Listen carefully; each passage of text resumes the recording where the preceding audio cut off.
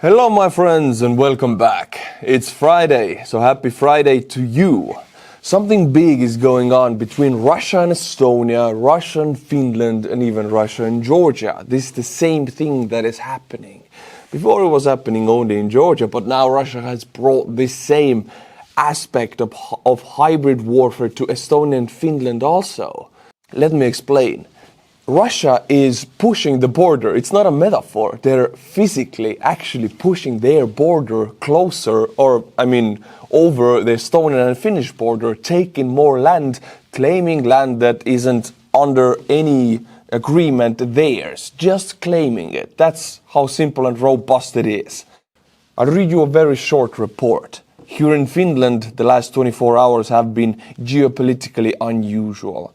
Reports from Russia suggested an unilateral desire to modify their maritime borders in the Gulf of Finland and near Kaliningrad, which also involves Lithuania.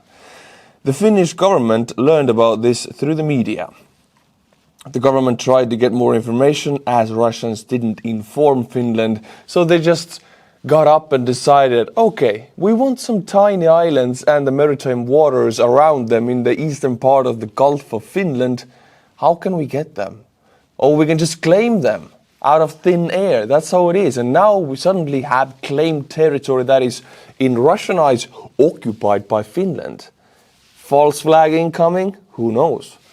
This incident needs to be put into context. Why did Russia suddenly do this? Russia is a dictatorship that views Finland as a hostile country. In the recent years, it has conducted several operations against Finland, aiming to undermine the security and societal functions.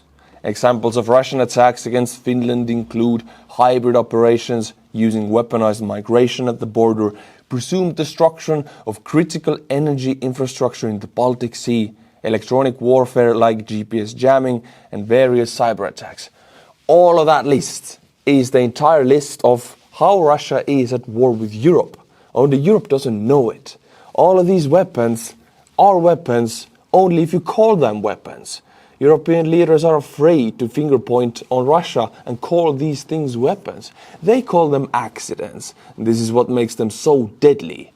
They can be used, weaponized, directed attacks against an adversary, the European Union, who doesn't even know they're being attacked. All right, this was Finland. Let's go to Estonia, my country. What happened in Estonia? And that's only 150 miles from where I'm now. Yes, the Russian border is only 150 miles or 250 something kilometers from Tallinn, the Estonian capital. On the night of the May 23rd, Russian border guards removed the buoys. I don't know how you call them. I know what they are, but I don't know how you say them. Buoys installed in the Estonian waters of the Narva River, which is the border river splitting our two countries in like the border river. They were used to mark the shipping route. According to Erik Purgel, head of the East Prefecture's border department, every spring Estonia and Russia installed buoys on the Narva River to make shipping routes.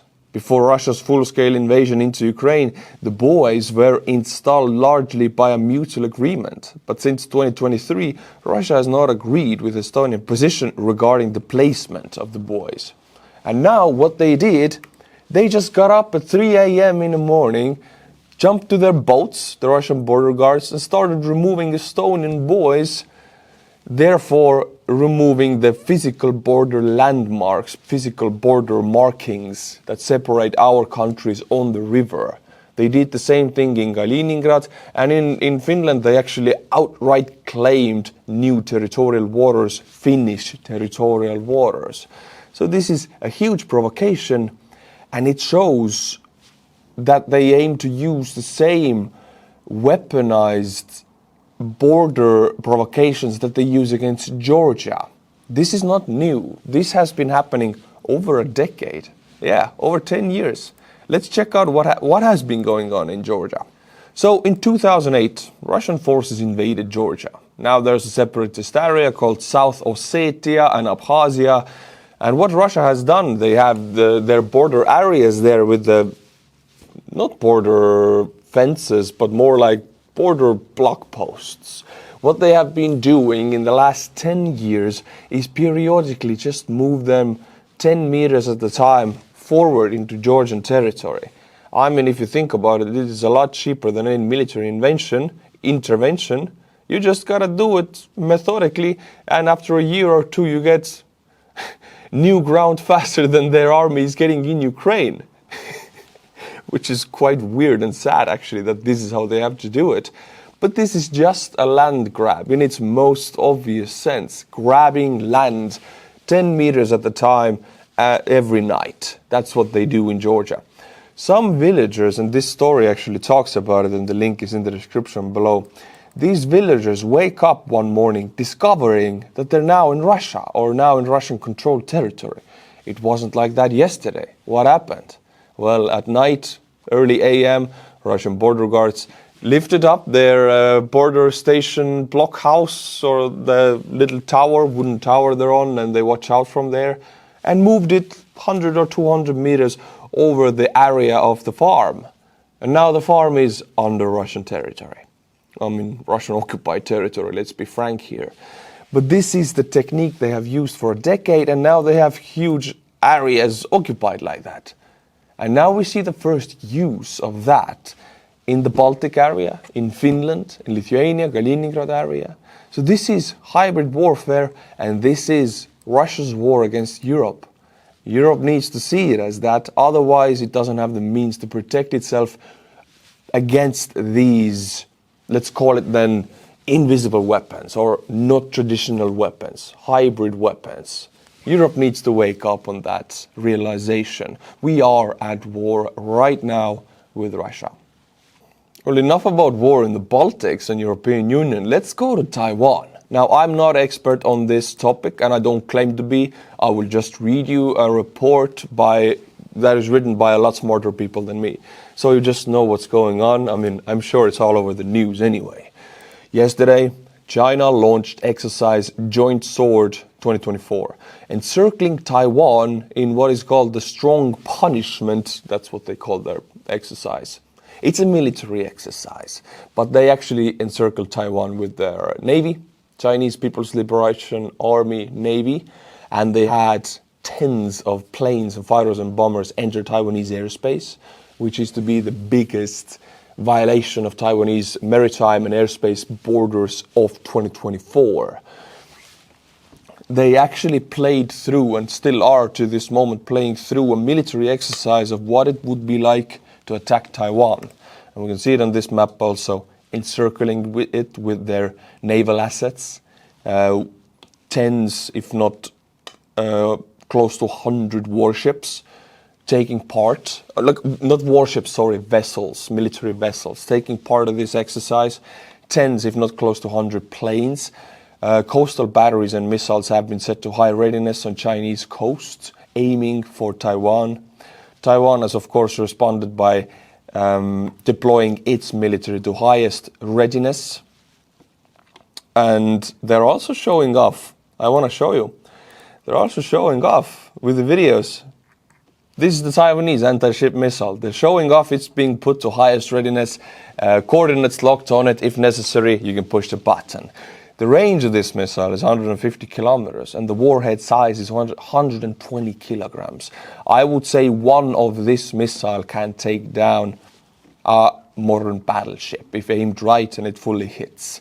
It's a very deadly missile. Taiwan has them.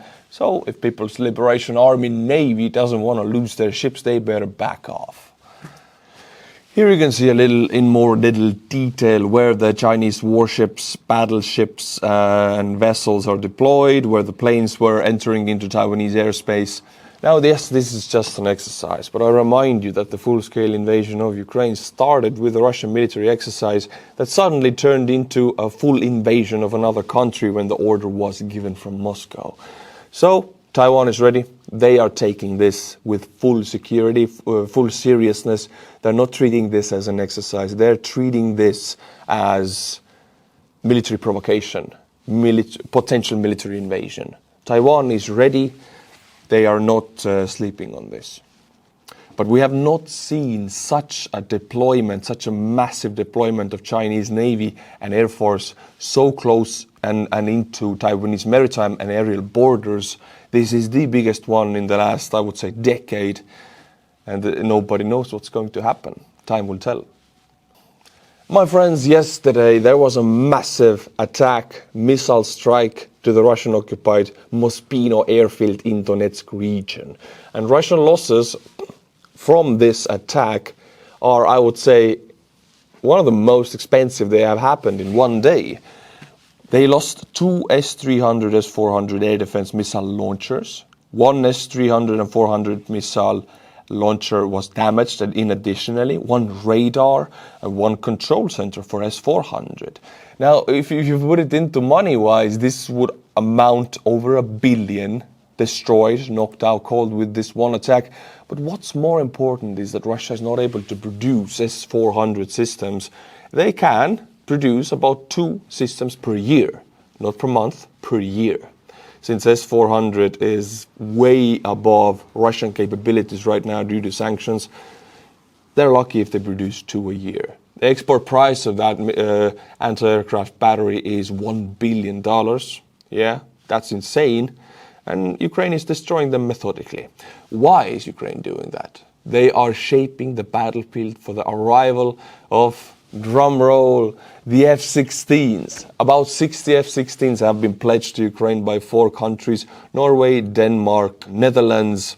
And these planes will need a battlefield area shaped in a way that Russian air defense capabilities are pushed down, destroyed completely, or there are huge holes, huge gaps, which we are already seeing since Ukrainian attacks on Crimea, Donetsk, Luhansk, and actually Russian territory are almost daily now. They wouldn't be if there would be efficient Russian air defense. The gaps of the Russian air dome are appearing, and they cannot be filled with anything because you've got to produce the systems to fill them. Russia cannot. That's how easy it is. So Ukraine is shaping the battlefield very effectively. And talking about the F-16s, when will they arrive? Everybody has been waiting for them for a year and a half. It is the most important weapon system to be given to Ukraine this year, or across this entire war actually. The first batch of Ukrainian pilots have graduated from F-16 training at an Arizona military base, a crucial step towards putting modern American-made fighter jets in Ukrainian skies. The pilots had been training at the 162nd National Guard Air Force Base in Tucson. Hannigan would not confirm how many have graduated or the exact date of the graduation, out of abundance of caution for their safety.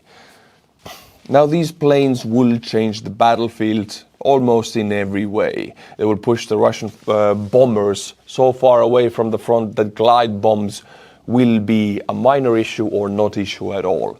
Russian glide bombs are one of their most effective weapons right now, and Ukraine doesn't have an antidote for it. F-16 is the antidote for it.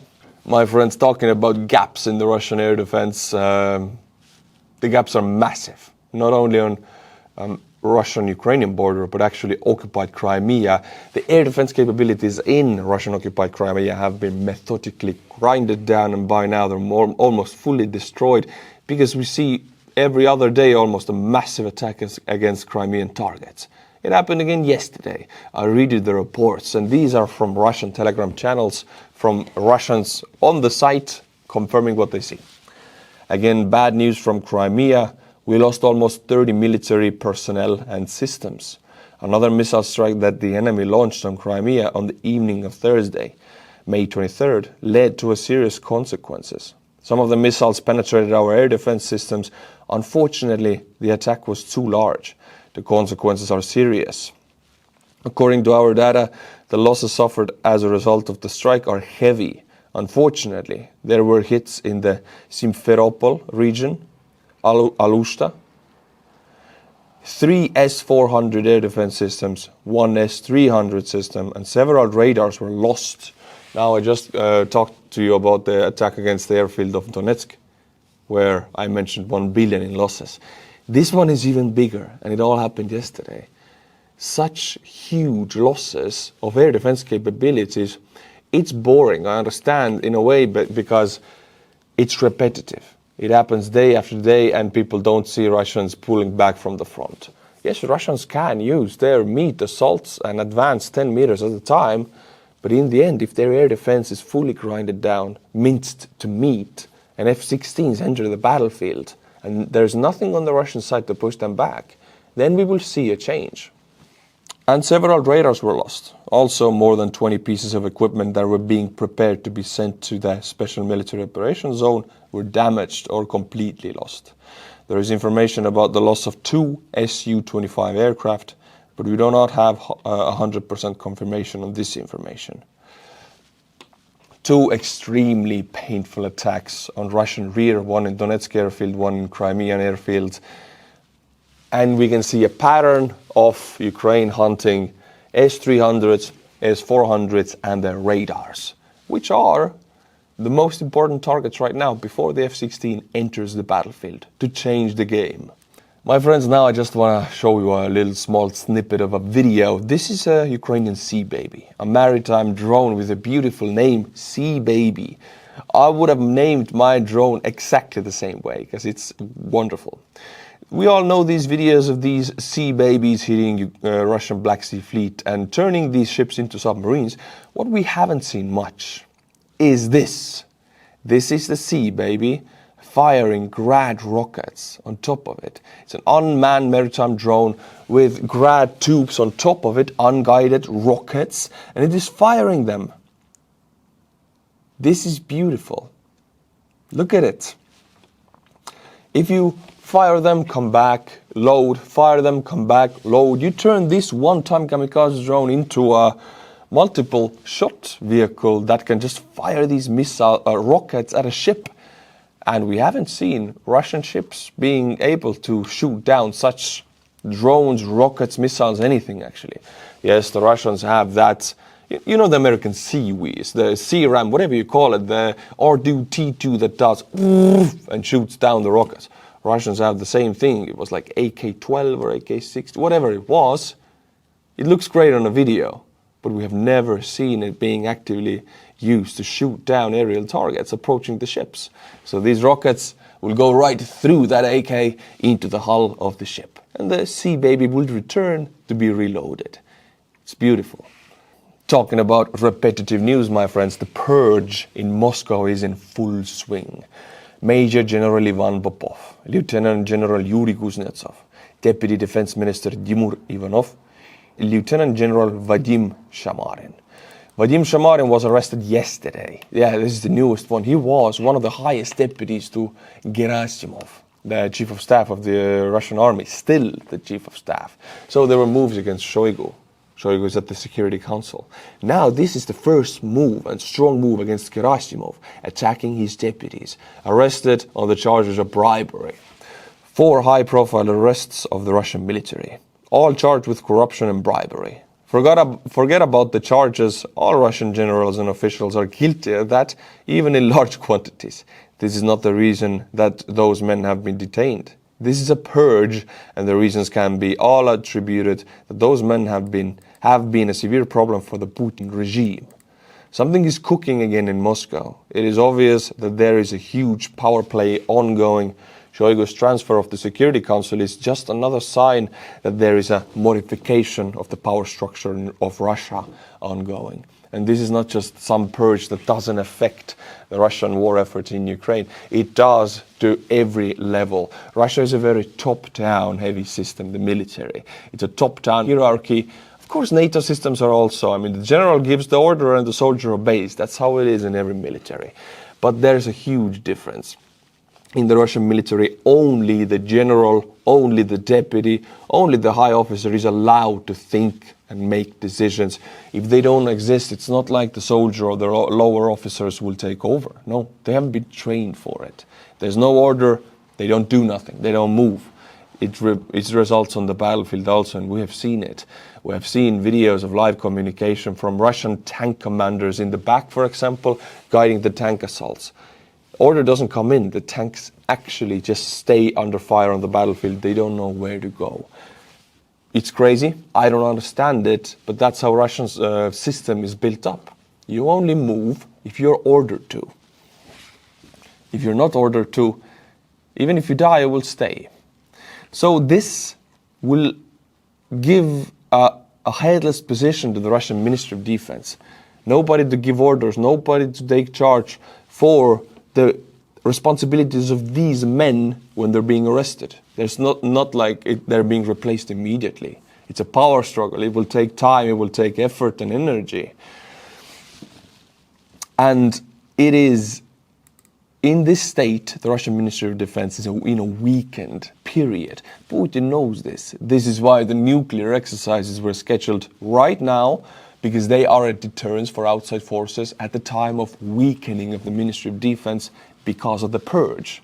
The nuclear deterrent does the job. Now let's clean the house. That's what's going on in Russia right now. As for the nuclear exercises and the nuclear saber rattling, as you guys say in the comments, I learned that expression actually only yesterday. The French have something to say about this. France takes a major leap in its tactical nuclear capability. After test firing an air-launched nuclear missile from a Rafale fighter jet for the first time. The upgraded supersonic nuclear-capable ASMPA cruise missile has a speed of Mach 3 plus and a range of 500 kilometers. Beautiful. This will rattle some sabers back to Russian face. I don't know if you can say it like that, but it's an opposite counter move to Russian nuclear blackmail. My friends, now I want to just show you a peculiar video. It is just strange, and it goes to show how Ukrainians living on the front line, close to the front line, most of them farmers, they still need to make do. Their only income is by selling their agricultural products. If they cannot sell that, they won't make do. They will starve. They have nowhere to go. That's their house there. That's their only house in Ukraine. So what they do, let's just watch the video. Just for fun, we're sitting here fighting, waiting for the enemy in full, and there's a Ukrainian soldier in a position on a front line facing the no man's land where they're expecting a Russian tank assault. And then this comes. This is not about the defense of the buildings. Look at this, for real. He's spraying the field. Just imagine, the guy is immortal. These things are flying over the head because this is FPV territory, ground zero, zero line, fully FPV territory. He's spraying the field. And imagine, this is Kharkiv region. This is real. In short, guys in the dugouts woke up thinking a tank rolled in. Oh shit, it's a tank, get to positions. And then you see it's our farmer, Ukrainian farmer, spraying his fields like there's no tomorrow. Screw the FPV, screw the mines. I need to grow my crops. And that's the truth in it, because actually he does need to. He doesn't get paid like the soldiers do. That's his only lifeline. My friends, now my favorite part of the video. I'll become a butcher of names. For the last time of this week, I'll be butchering Buy Me a Coffee monthly members and the regular supporters of this channel and this work I do. Petteri, Ton Jenner, Jim Vain. Vain means a bathtub in Estonian, so Jim bathtub. Kevin D. Landrus, Joei, Kvander Kamp, M. Laskhi, Nikolaj Pang. Pang with a strong P means a bucket, so Nikolaj Bucket. Kristoffer Askton. Thank you to these butchered names for supporting the channel, and if you like my channel, become a monthly member of Buy Me a Coffee, and I'll be butchering your name to oblivion. Until next week, until Monday, my friends, Slava Ukraini, and bye-bye.